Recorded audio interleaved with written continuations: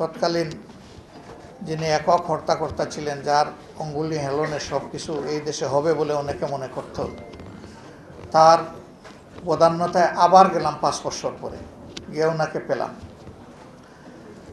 তো তখন ওনারা কন্ডেম সেলে একটা সুনির্দিষ্ট সময়ের জন্য তাদেরকে পায়চারি করার সুযোগ দেওয়া হতো বাইরে। তা আগের থেকেই একটু যোগাযোগ করে উনি গেইটে আসলেন, কথা বললাম, সেই তার ছোট ভাইকে সাথে নিয়ে আসলেন। দুইজনের মধ্যে কোনো ভাবলেশ চিন্তা কিছুই আমি দেখলাম না, বিশেষ করে ওনার মধ্যে প্রশান্ত চিত্ত, কালবে সালিম। তার যে একটা ফাঁসির রায় হয়ে আছে, তিনি যে কন্ডেম সেলে আছেন, এই ব্যাপারে তার কোনো পরোয়া নেই।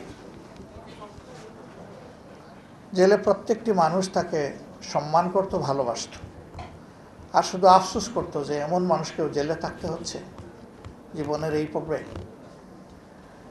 এখানে শিমুল বিশ্বাস বলছিলেন, যারা তাকে অপদস্থ করতে চেয়েছিলেন, আল্লাহ কোটি মানুষের অন্তরে তাকে সম্মানিত হিসাবে স্থাপন করে দিয়েছেন। তারাই বরঞ্চ আজকে তাদের নিজের কর্মের পরিণতি ভোগ করছেন। মৌলানা আব্দুস সোবহান দেশ, মাটি, মানুষকে ভালোবাসতেন।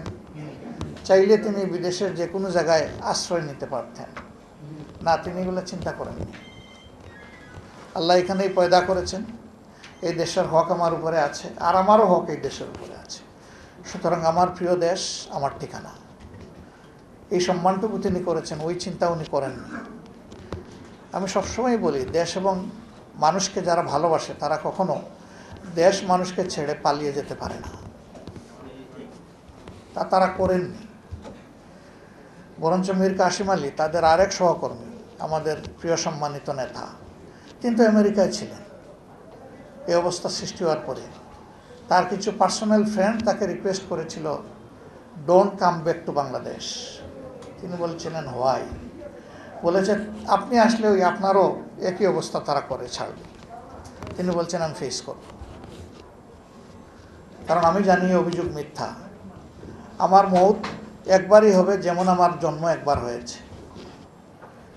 আমি তো দ্বিতীয়বার মরার কোনো সুযোগ পাবো না, যেহেতু দ্বিতীয় জীবন আমার হবে না।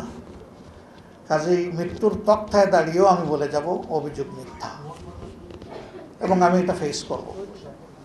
তিনি তো পালিয়ে যাওয়ার প্রশ্ন না, তিনি তো ছিলেনই বিদেশে ট্যুর উপলক্ষে, তিনি থাকতে পারতেন, কেউ তাকে ওই রকম ফিল করতো না। কিন্তু তিনিও মানুষকে, দেশকে ভালোবাসতেন।